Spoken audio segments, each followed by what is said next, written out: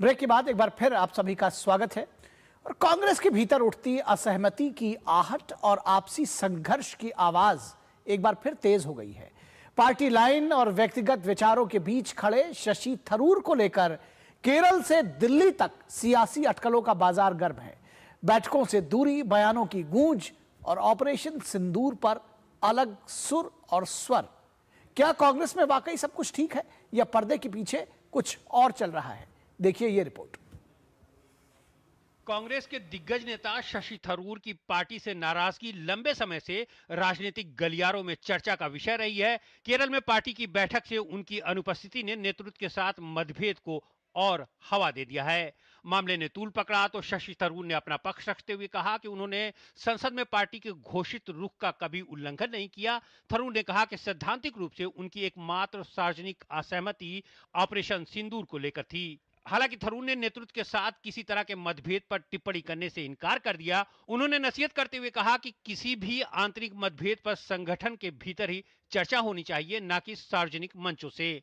उनके मुताबिक इस समय मीडिया में कई तरह की खबरें चल रही हैं, कुछ सही हो सकती हैं और कुछ पूरी तरह गलत।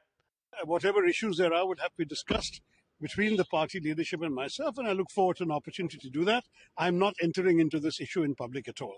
हाल की कुछ घटनाओं पर नजर डालें तो पता चलता है कि थरूर और कांग्रेस के बीच ऑल इज वेल नहीं है।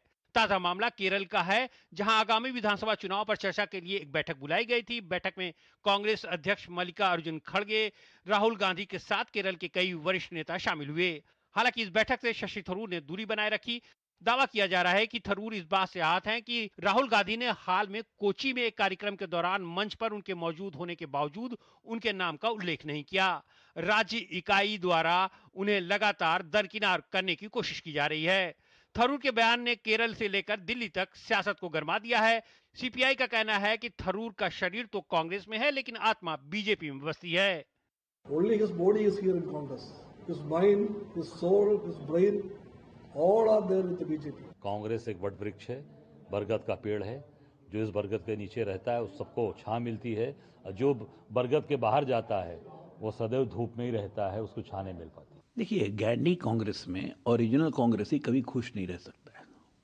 ये कांग्रेस की समस्या है कि अब उसको गैंडी कांग्रेस से मुक्ति चाहिए। बहुत जल्दी कांग्रेस में आप टूट देखेंगे।